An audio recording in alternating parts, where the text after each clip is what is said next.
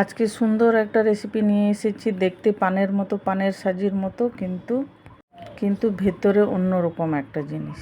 আপনারা অতি অবশ্যই বানিয়ে খাবেন। এই রেসিপিটা একবার হলে বানিয়ে খাবেন। জীবনে একবার খেলে আর কখনো ভুলবেন না এর স্বাদ, এতই স্বাদ।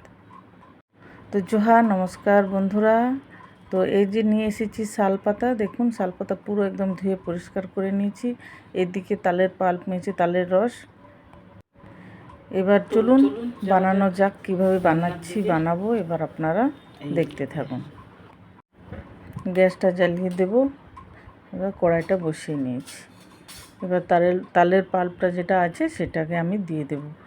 আমি সবগুলো দেব না, আমি অল্প পরিমাণে বানাবো, সেই জন্য অল্পই দিলাম। এটাকে সুন্দর করে গরম করে নেব, ফুটিয়ে নেব। এই যে 1 কাপ দুধ নিয়েছি, দুধটাও দিয়ে দিয়েছি যাতে পিঠেগুলো নরম হয়, সেই জন্য দুধটা দেওয়া। এবার এতে দেব গুড়। এটা গুড়টা প্যাকেটে পাওয়া যায়, সেই গুড়, ড্রাই গুড় দিয়েছি, আপনারা লিকুইড গুঁড়ও দিতে পারেন। এবার সুন্দর করে ফুটে উঠেছে, গুড়টাও গলে গেছে। এবার এতে আমি চালের গুঁড়ো দিয়ে দেব।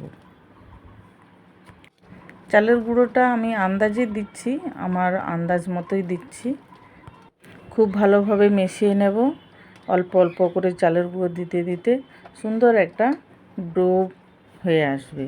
আটা যেরকম মাখতে মাখতে একটা তালের মতো হবে, সেটাও একটা চালের গুঁড়োটা সুন্দর করে এরকম নাড়াতে নাড়াতে একদম সুন্দর তালের মতো হবে একটা। এবার এই যে দেখুন, সব এক জায়গায় সুন্দর করে জড়ো হয়ে আসছে। এই অবস্থায় আমি এটাকে নামিয়ে নেব। নামিয়ে নিয়ে ঠান্ডা করতে দেবো। ঠান্ডা হয়ে গেলে হাতের সাহায্যে মাখতে হবে। এবার অন্য একটা কড়াইয়ে যে নারকেল কুড়িয়ে নিয়েছি, নারকেল কোড়াটা দিয়ে দিচ্ছি। এটা পুর বানাবো।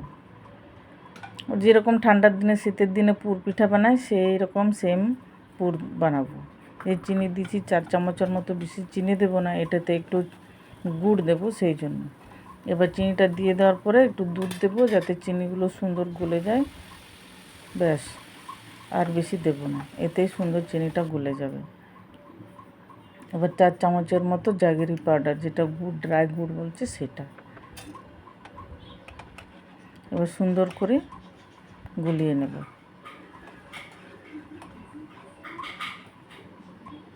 তো বন্ধুরা, আপনারা তালের কীরকম পিঠে বানাতে ভালোবাসেন, খেতে ভালোবাসেন, অতি অবশ্যই জানাবেন।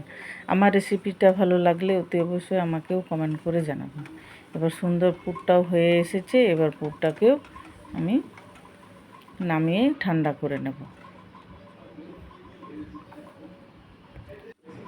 পুরটা ঠান্ডা করতে দিয়েছি। এবার এই যে চালের গুঁড়াটা ঠান্ডা করতে দিয়েছিলাম, এটাও হাত দিয়ে সুন্দর করে ঠেসে ঠেসে এবার সুন্দর মাখা হয়ে গেছে। এবার আমার পুরটাও রেডি হয়ে গেছে। এইদিকে চালের গুঁড়া আর তালও মাখা সুন্দর হয়ে গেছে। এবার এগুলোকে আমি বানাবো। এবার সুন্দর একটা লিচি কেটে নিয়েছি। এই যে হাতের সাহায্যে আমি গোল করব না, ওভাল সাইজ। একদিকে লম্বা থাকবে, একদিকে গোল থাকবে। এই যে দেখুন। আর এই যে শালপাতা নিয়েছি। এবার একদিকে এই যে শালপাতার পেছন দিকটা, এটা এই যে শিরাগুলো দেখা যাচ্ছে, আর অন্য সাইড যে মসৃণ একদম। আমি উল্টো সাইডটা নেব। উল্টো সাইডটা নেওয়ার কারণ হচ্ছে, এই যে শিরাগুলো আছে না, ওই শিরাগুলো সুন্দর করে পিঠের মধ্যে সুন্দর নকশা একটা বেরোবে। মসৃণের দিকটা দিলে নকশাটাও উঠবে না, আর পিঠেটাও ছাড়তে চাইবে না, লেগে যায়। সেই জন্য উল্টো দিকে নিয়েছি। আমি পাতাটা সুন্দর করে পরিষ্কার করে নিয়েছি। এবার এই যে পানের মতো করে সাজিয়ে নেব। দেখুন দেখতে কীরকম, সে একদম বেনারসি পান, একবারে সেই সাইজ, বেনারসি পানের সাইজ। এই যে আর একটা বানিয়ে দেখাবো আপনাদের। এই যে এরম করে এই যে সুন্দর করে মুড়ে নিলাম। ব্যাস, এরম করে আমি সবগুলো বানিয়ে নেব। এই যে রেডি হয়ে গেছে আমার। এবার এইগুলোকে ভাপাতে দেব। এই যে মোমো স্টিমার নিয়েছি, আপনারা ফুটোযুক্ত থালাও নিতে পারেন। হাঁড়ির মধ্যে জল দিয়ে এই ফুটোযুক্ত থালার মধ্যে দিলেও সেখানেও ভাপিয়ে নিতে পারবো।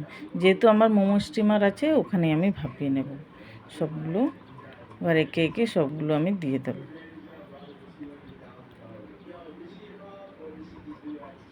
এটাকে আমি 10 মিনিট ভাপাবো।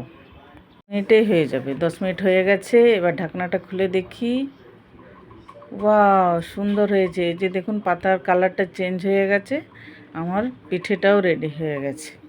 এবার এটাকে নামিয়ে নেব। উফ, এই যে কি সুন্দর হয়েছে পিঠেটা। দারুণ দারুণ বন্ধুরা, খেতেও সেই হয়েছে, সেই আপনার অতি